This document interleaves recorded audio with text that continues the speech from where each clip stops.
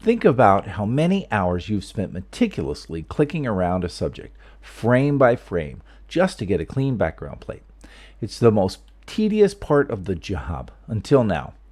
Today, we're diving into MetaSAM 3.1, a massive leap forward in the segment anything model that treats video like a playground rather than a chore. I'm going to show you how to leverage this state-of-the-art AI to cut a person out of any background with incredible precision. And we're going to do it in a fraction of the time that it takes for traditional rotoscoping. Let's get to work.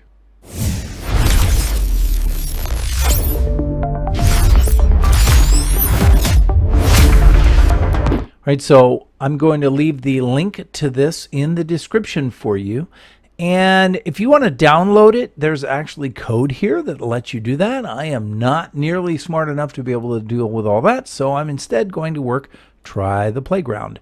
And then I will select playground, and from here I will create cutouts. All right, so what I have to do is add a video, then select the objects, and then add the effects. So I'm going to go ahead and upload a video, and this will be the video I do. It's an office video, and click open. I'll wait a moment for it to upload, and then I will continue. So now I have my video, and all I have to do now is select the objects here.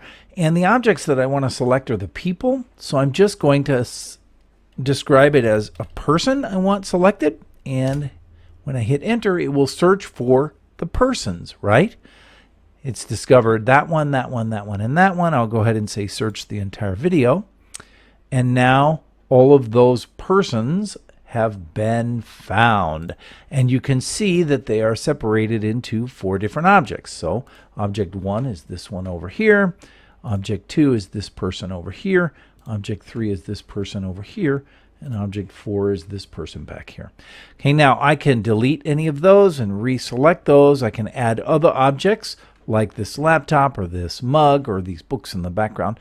But for this example, I'm not going to. I'm just going to continue to the effects.